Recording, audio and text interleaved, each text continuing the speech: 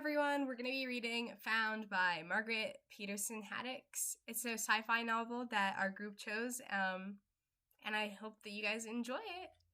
I know that you will find it really funny because it just is meant to just be fun and, just something you enjoy on your off time. Alright, so I'm going to be reading the prologue, or the intro. Alright. It wasn't there. Then it was. Later, that was how Angela Dupree would describe the airplane, over and over, to one investigator after another, until she was told never to speak of it again. But when she first saw the plane that night, she wasn't thinking about mysteries or secrets. She was wondering how many mistakes she could make without getting fired, how many questions she dared ask before her supervisor, Monique, would explode. "That's it! You're too stupid to work at SkyTrails Air. Get out of here!" Angela had used a post-it note to write down the code for standby passengers who'd received a seat assignment at the last minute. She'd stuck it to her computer screen. She knew she had. But somehow, between the flights arriving from St. Louis and the one leaving from Chicago, the post-it had vanished. Any minute now, she thought, some standby passenger would show up at the counter asking for a boarding pass, and Angela would be forced to turn to Monique once more and mumble, what was the code again? And then Monique, who had perfect hair and perfect nails and a perfect tan and had probably been born knowing all the SkyTrails codes, would grit her teeth and narrow her eyes and repeat the code in that slow, fake patient voice she'd been using with Angela all night. The voice that said behind the words, I know you're severely mentally challenged, so I will try to not speak faster than 1 word per minute. But you have to realize, this is a real strain for me because I'm so vastly superior.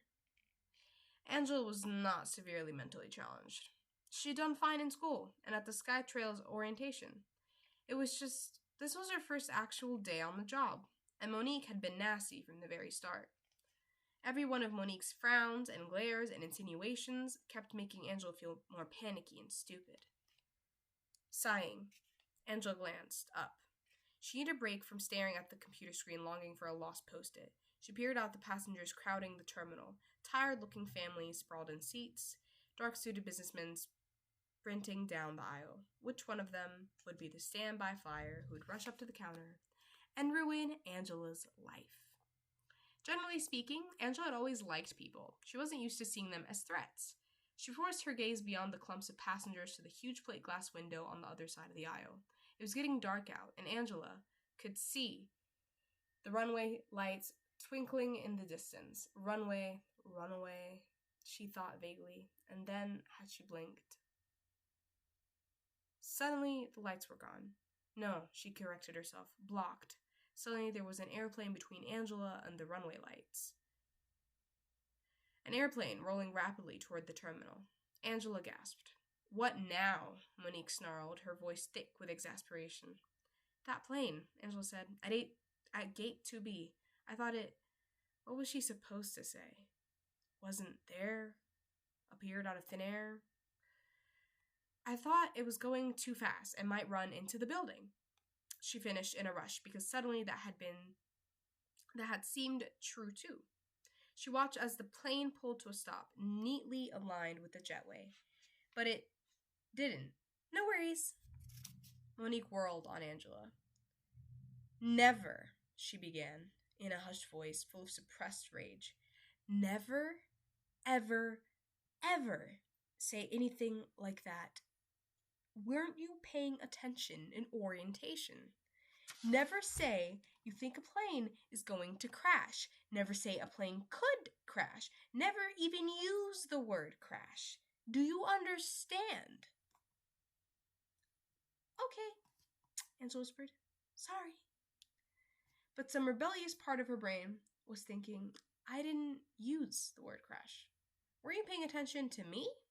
And if a plane really was going to run into the building, wouldn't SkyTrails want its employees to warn people, to get them out of the way? Just as rebelliously, Angela kept watching the plane parked at 2B instead of bending her head back down to concentrate on her computer. Monique, she said after a few moments, should one of us go over there and help the passengers unload or deplane? She was proud of herself for remembering to use the official airline sanctioned word for unloading. Beside her, Monique rolled her eyes. The gate agents responsible for 2B, she said in a tight voice, will handle deplaning there. Angela glanced at the 2B counter, which was silent and dark and completely unattended.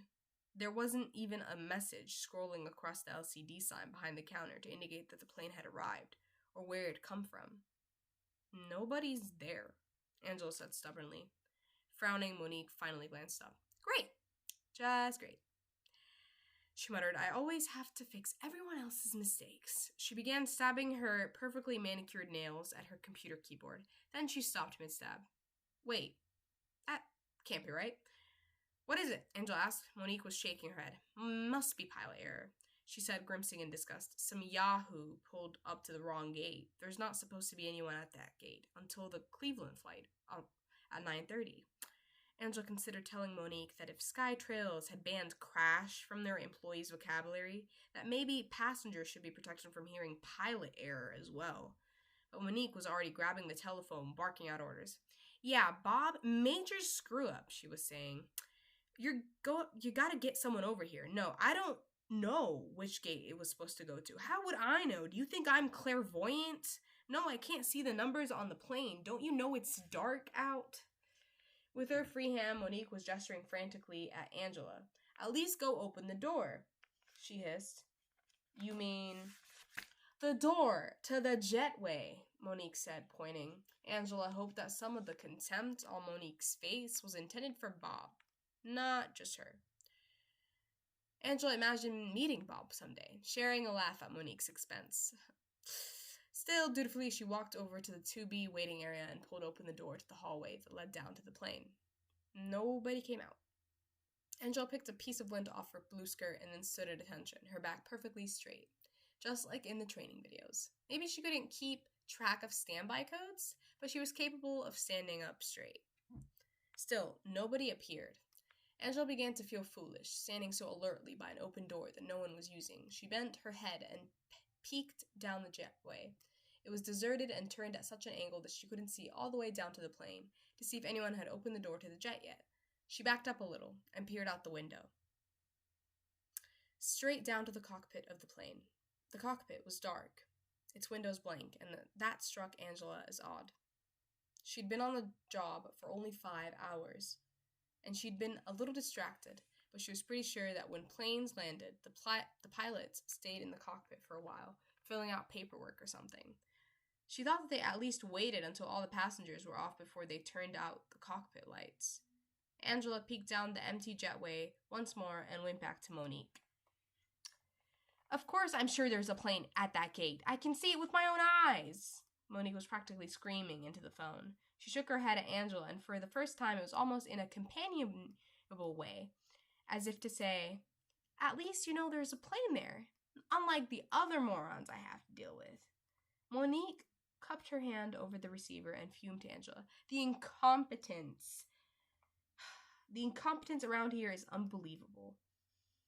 The control tower says that plane never landed, never showed up on the radar. The SkyTrails dispatcher says we're not missing a plane. Everything that was supposed to land in the past hour pulled up to the right gate, and all the other planes due to arrive within the next hour or so are accounted for. How could so many people just lose a plane? Or how could we find it?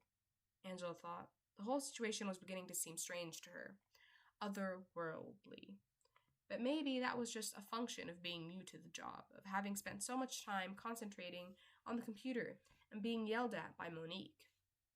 Maybe airports lost and found planes all the time, and that was just one of the things nobody had mentioned in the SkyTrails orientation. Did anybody try to contact the pilot? Angela asked cautiously. Of course, Monique said, but there's no answer. He must be on the wrong frequency. Angela thought of the dark cockpit the way she hadn't been able to see through the windows. She decided not to mention this. Should I go back and wait? Monique nodded fiercely and went back to yelling into the phone. What do you mean this isn't your responsibility? It's not my responsibility either. Angela was glad to put a wide aisle and 2 waiting areas between herself and Monique again. She went back to the jetway door by gate 2B. The sloped hallway leading down to the plane was still empty, and the colorful travel posters lining the walls, Sky Trails, your ticket to the world, seemed jarringly bright. Angela stepped into the jetway. I'll just go down far enough to see if the jet door is open, she told herself. It may be a violation of protocol, but Monique won't notice. Not when she's busy yelling at everyone else in the airport. At the bend in the ramp, Angela looked around the corner. She had a limited view, but caught a quick glimpse of a flight attendant's little galley, with neatly stowed drink carts. Obviously, the jet door was standing wide open. She started to turn around, already beginning to debate with herself about whether she should report this information to Monique. Then she heard, what? A whimper? A cry? Angela couldn't exactly identify the sound, but it was enough to pull her on down the jetway. New Sky Trails employee saves passenger on the first day of job. She thought to herself, imagining the praise and congratulations, and maybe the raise she'd be sure to receive if what she was visualizing was real. She learned CPR in the orientation session. She knew basic first aid. She knew where every emergency phone in the airport was located. She started walking faster, then running. On the side of the jet, she was surprised to see a strange insignia. Tachyon Travel, it said. Some airline Angela had never heard of. Was that a private charter company, maybe? And then while she was staring at it, the words suddenly changed into the familiar wing in the cloud symbol of Sky Trails. Angela blinked. That couldn't have happened, she told herself. It was just an optical illusion, just because I was running, just because I'm worried about whoever made that cry or whimper. Angela stepped onto the plane. She turned her head, first to the left, looking into the cockpit. Its door also stood open, but the small space was empty, the instruments dark. Hello? Angela called, looking to the right, now expecting to see some flight attendant with perfectly applied makeup, or maybe some flight attendant and a pilot bent over a prone passenger, maybe an old man suddenly struck down by a heart attack or a stroke, or at the very least, passengers crowding the aisle, clutching laptops and stuffed animals brought from faraway grandparents' homes, overtired toddlers crying, fragile old women calling out to taller men. Could you pull my luggage down from the overhead for me? It's that red suitcase over there. But the aisle of this airplane was as empty and silent as its cockpit. Angela could see all the way to the back of the plane, and not a single person stood in her view. Not a single voice answered her. Only then did Angela drop her gaze to the passenger seats. They stretched back 12 rows, with 2 seats per row on the left side of the aisle and 1 each on the right. She stepped forward, peering at all of them. 36 seats on this plane, and every single one of them was full. Each seat contained a baby. All right, that was the prologue. I hope you guys enjoyed it, and I can't wait to record the next one.